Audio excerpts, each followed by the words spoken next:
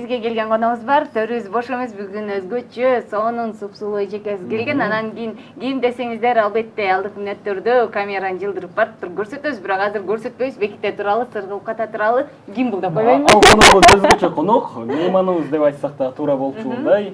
Эгер Кыргызстан биздин таңкы пирамиданын эле коногу эмес, Кыргызстандын коногу, Кыргызстанга сонун болуп келген конок. Андыктан ким деп турсаңыз? Ардактуу телегөрүүчүлөр, жакшы бир маанайда тосолобуз, экрандан алыстабай чогуу көрөбүз. Сыналган үнү катыраак чыгарыңыздар, сөздөн укпай калышыңыздар. Ким деди деген нерселер кайталанбасын дегендейчи. Албетте. Эгер кесиптешим уруксат берсе, мен тааныштырсам, Алматы облустук Сүйүнбай атындагы филармониясынын ырчысы, Казакстанда өткөн бир топ эл аралык жана мамлекеттик конкурстардын лауреаты Эльмира Дауренбекова эжекебиз бүгүн бизде мейманда. Кош келдиңиз. Саламатсызбы. Кыргызстанга негизинен эле кош келип алыпсыз. Кош келдик. Кайырлуу таң, аса кадырлуу, курметтүү кыргыз эли, баршаңызга миң салем казак элинен жолдаймын. Анан Кыргызстанга качан келдиңиз? Кыргызстанга кечеги күнү өткен Жапар Чабылдаев атамыздын 85 жылдыгына карата өткүзгөн концерттин жеңүүчүлөрүнүн концерти өттү. Сол концертке атайы келдим. Анда концерт үчүн келген экенсиз. Мен билишимче буга чейин да Кыргызстанга келип турасыз, Ооба, буга чейин де Кыргызстанда өтүп жаткан көптөгөн концерттерге, көптөгөн эфирлерге бат-бат келип турадым.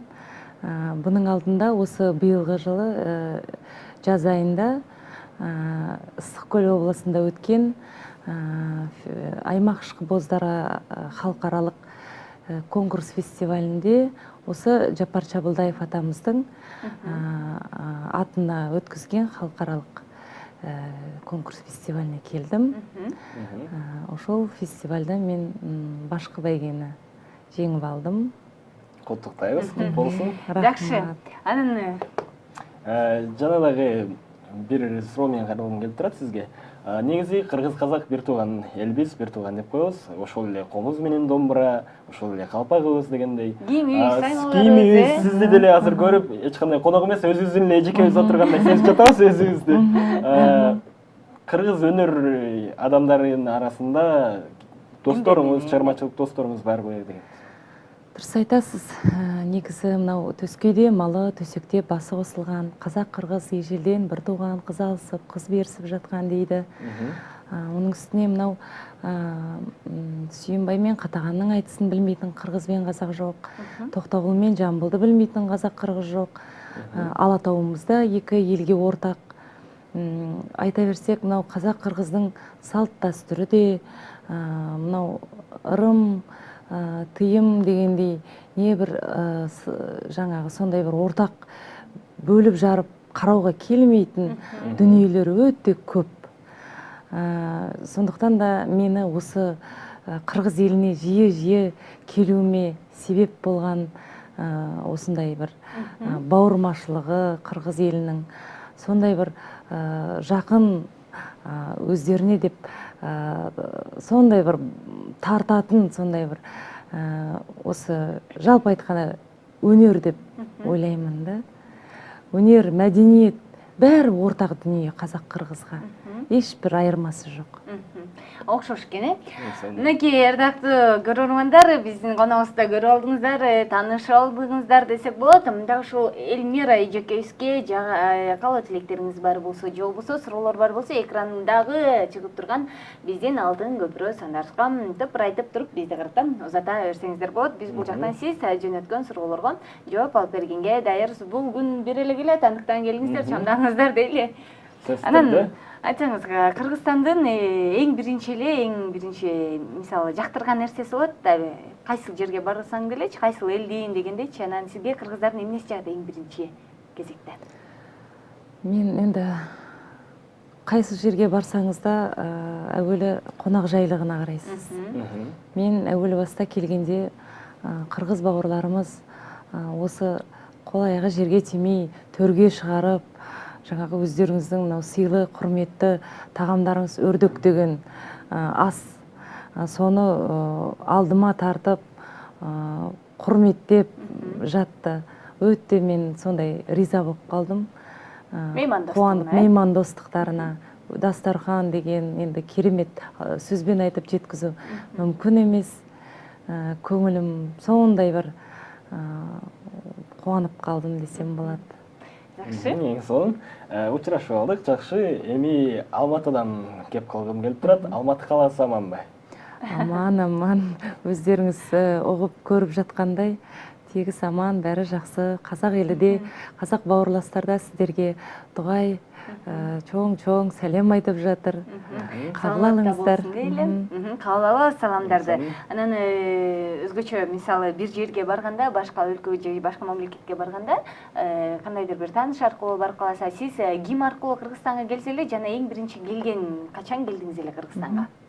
Мен ең бірінші өткен жылы осы Қырғыз елінің үлкен залқар ырчысы Саламат Садыкованың концертіне келдім.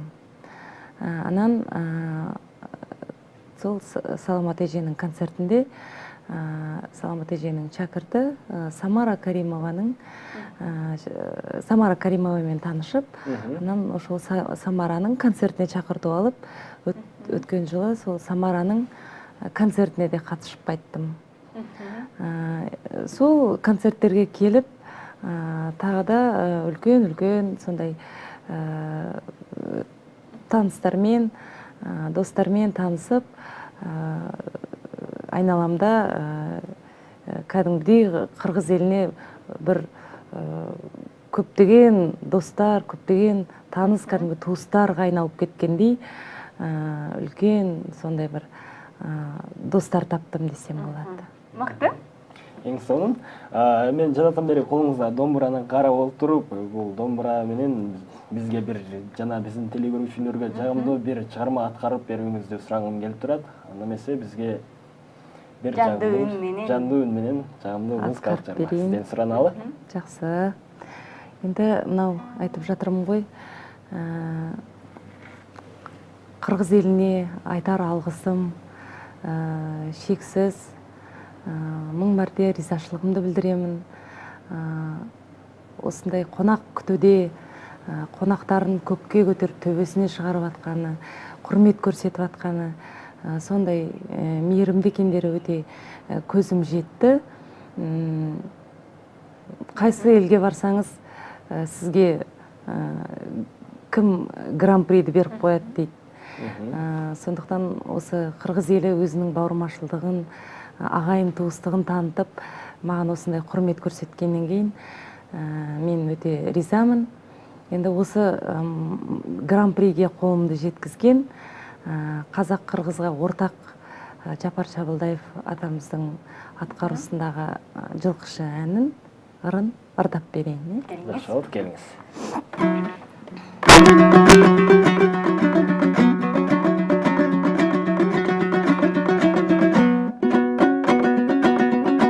Asıl bir tokum gelim, salıqın bir jayılı жүргөнүm, эрктим жалака кайтарып ба, кайдасың кел жай сүйгөнүм. Эрктим жалака кайтарып ба, кайдасың кел жай сүйгөнүм.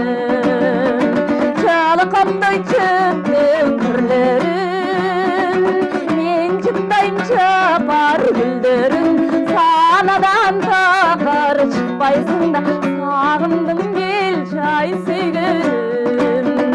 Санадан такар чыкпайсың да, сагындым кел жай сүйгөнүм.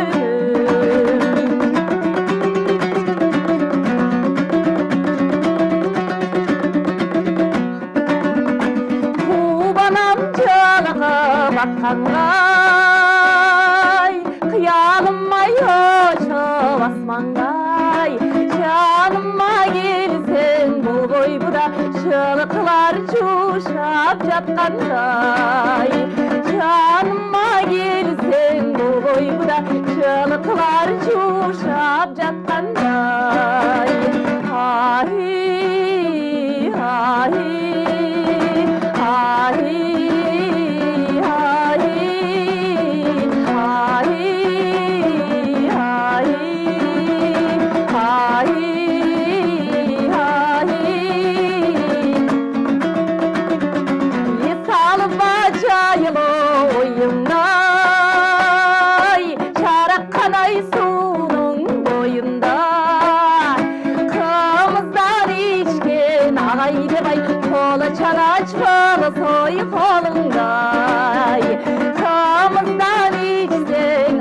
демай қолы чанач болсой қолыңдай сен жалқашы мен чабам қиқырапта ошын салам өлкөбөз үшін іштейді бір күнді бізсін гүл заман өлкөбөз үшін іштейді бір күнді бізсін гүл заман өлкөбөз үшін іштейді бір күнді бізсін гүл заман.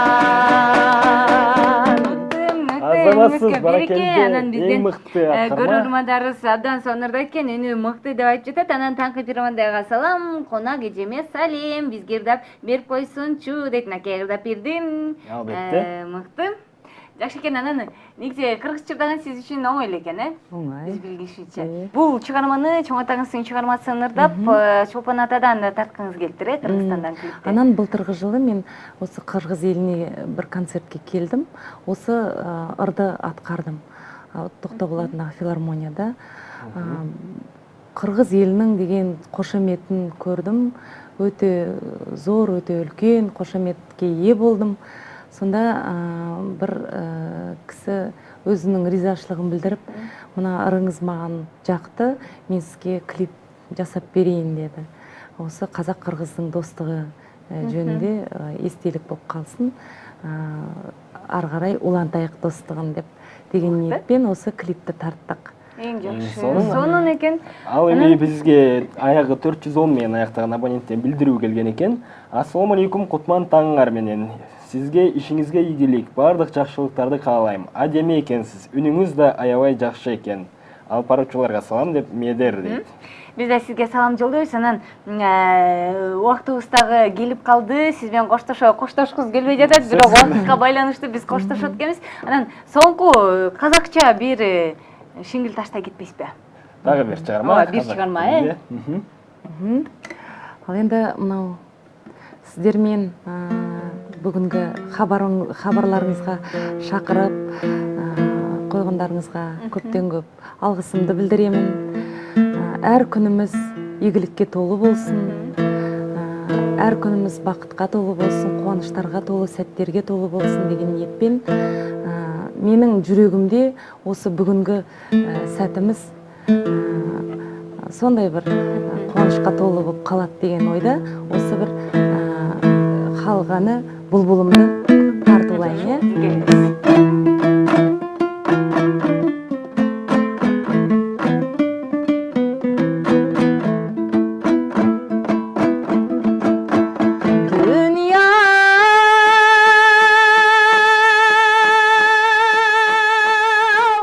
Қарап тұрсам шолақ екен, адамдар бір-біріне қонақ екен бұлбұлым.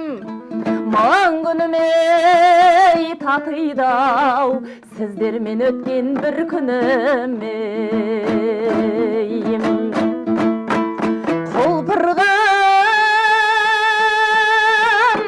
Қызғалдақтай қайран өмір,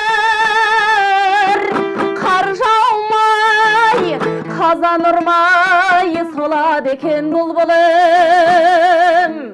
Маған күніме татыйды-ау, осы отырған бір күніме. Жалған екен көргенім, арман екен көрмегім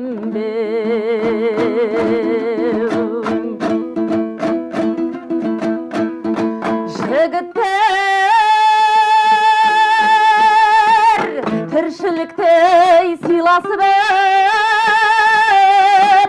қадірлей алтын басың жерде қалар бұлбұлым.